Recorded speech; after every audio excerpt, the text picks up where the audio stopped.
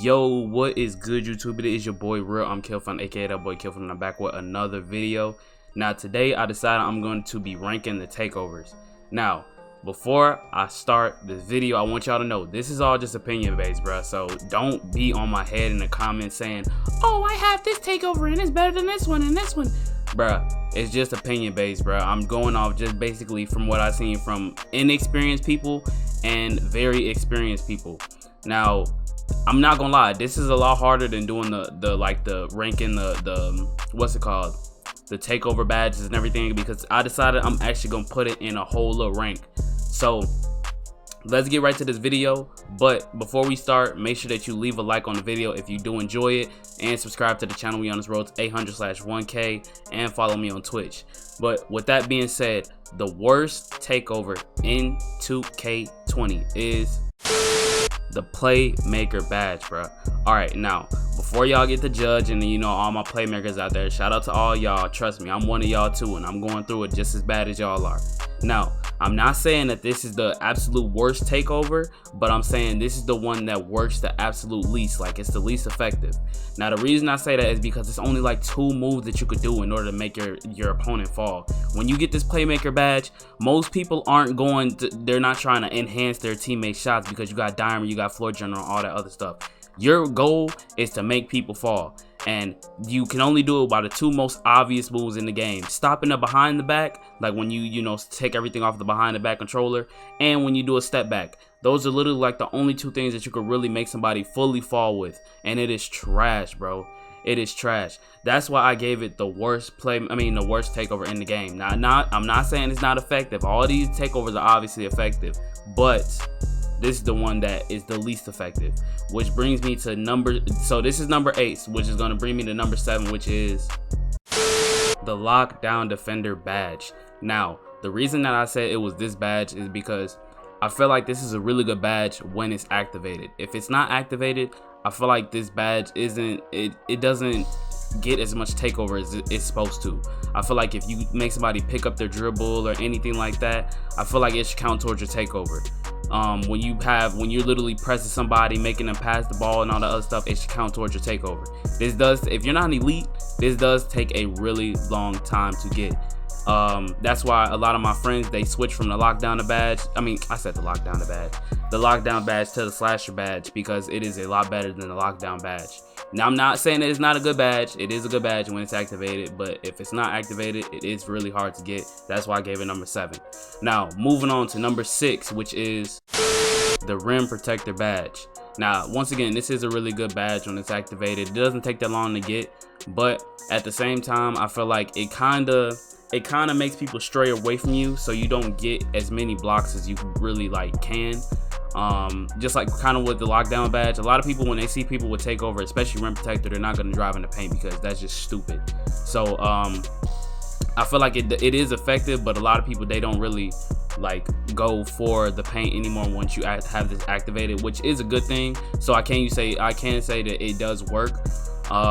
But at the same time, I don't feel like it's as effective as it was in the last years, man. I don't know.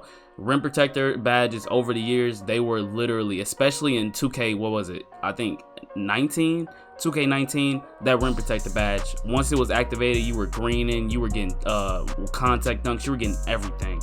I just feel like it was more effective over the years, which is why I gave it number 6 spot. Now moving on to number 5, we have right next to it the Glass Cleaner badge.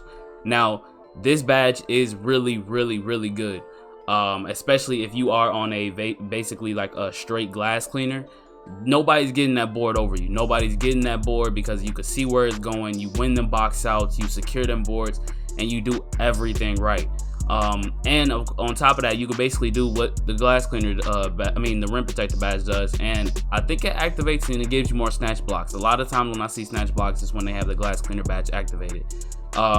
It's a really good badge, you know, no really complaints about it. You know, it just does its job, which is why I gave it number 5, because I feel like other badges, they do their job better. Moving on to number 4, the number 4 badge spot I gave is the Sharpshooter badge. Now once again, this is a really good badge because if you are a shooter, you're a shooter. If you're a spot up shooter, you are a spot up shooter. I feel like if you're really experienced, this badge can be number 1 for you. But I'm saying as far as everybody in general, I would give it number 4, just because you can still miss with a spot up shooter. And even when you're wide open, I know people, I've seen people that have literally, they had green machine on, they've been greening shots, and as soon as they activate their takeover, they just start missing out of nowhere. And it happens pretty often, especially when you're playing with shooters. They'll just start missing pretty often.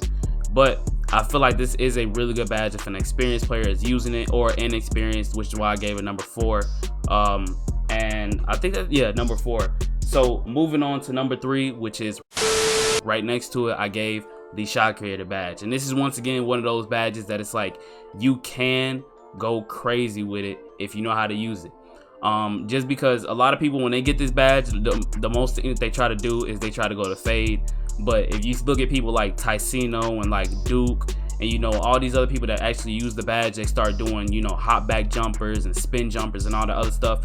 It's one of the hardest badges to guard as soon as you activate it, because once, all I'm gonna say is Ticino and, you know, Duke, when they start using this badge and they start getting the ankle breakers and everything like that, it becomes stupid OP. That's why I gave it number 3. And plus, you just basically, it's like going back to 2K19 where you could just sit there and fade all day. So, you know, that's why I gave it number 3.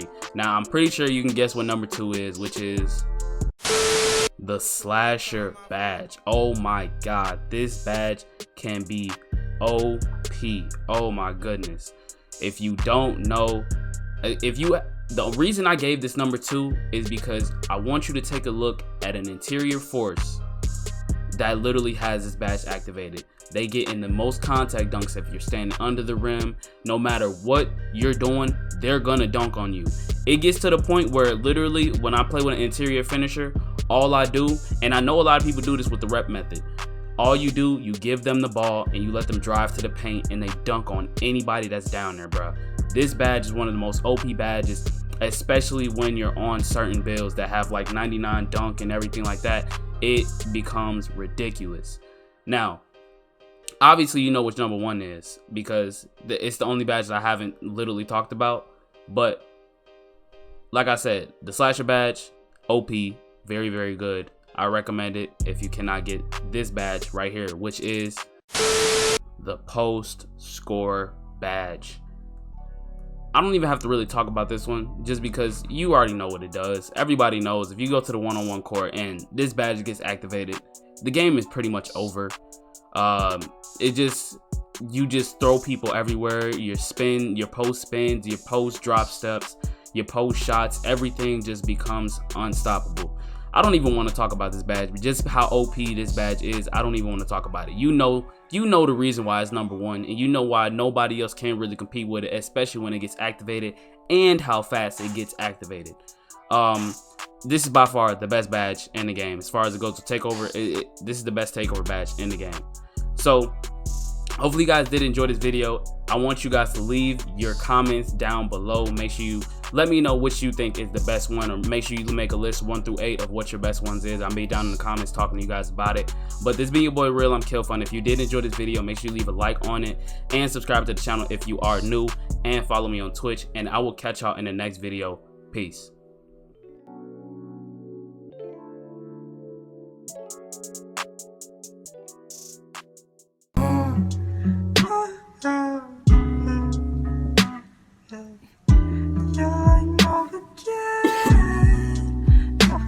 Look, can you see the 8? I've been in the darkness of my heart and it ain't safe. I ain't really here, but I know that it's okay, cause I die, don't drown. I can walk across the lake. These